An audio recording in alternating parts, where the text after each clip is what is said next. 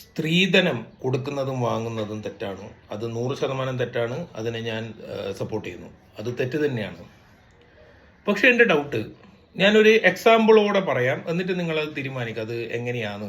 എനിക്ക് തന്നെ ആലോചിച്ച് ചിരി വന്നുപോയി, അതുകൊണ്ട് നിങ്ങളുമായിട്ട് ഷെയർ ചെയ്യുന്നത്. ഒരു ഫാമിലി, അച്ഛൻ, അമ്മ, കുട്ടി ചെറുതാണ്. ഒരു ദിവസം അത് കുടുംബത്തിലുള്ള ആ സ്ത്രീ പെട്ടെന്ന് ഒരാളെ കാണുവാണ്, ഒരു ആൺ സുഹൃത്ത്, അയാളുമായി ഇഷ്ടത്തിലായി.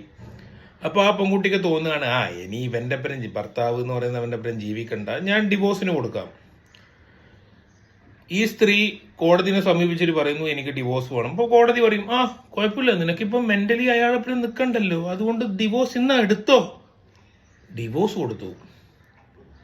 അടുത്ത കോടതിന്റെ വക ട്വിസ്റ്റ്, നിങ്ങൾക്ക് ജോലിയുണ്ടോ? അപ്പൊ പെൺകുട്ടി, ഇല്ല, എനിക്ക് ജോലിയില്ല. അച്ഛാ, അടിപൊളി. ഭർത്താവേ മൊണ്ണേ, ചെലവിന് കൊടുത്തോ. കുട്ടിയില്ലേ? കുട്ടി അവളപ്പുറം തന്നെ, പക്ഷെ ചെലവിന് നീ. അതെന്താന്നു? ഡിവോഴ്സിന് കൊടുത്തത് ഭാര്യ, കുട്ടി ഭാര്യന്റെ അപ്പുറമുള്ളത്, അതുകൊണ്ട് ഭർത്താവ് ചെലവിന് കൊടുക്കണം. ഈ കുട്ടി എന്ന് പറയുന്നത് ഓം ക്രീം കുട്ടിച്ചാത്ത എന്ന് പറഞ്ഞിട്ട് വിളിച്ചപ്പം വന്നില്ലല്ലോ. ഒരാണും ഒരു പെണ്ണും സംഗമിച്ചല്ലേ കുട്ടി ഉണ്ടായിന്. അതെങ്ങനെയാന്ന് ആണിന്റെ മാത്രം റെസ്പോൺസിബിലിറ്റി ആകാം? സ്ത്രീധനം തെറ്റാണെങ്കിൽ ഡിവോഴ്സിന് ശേഷം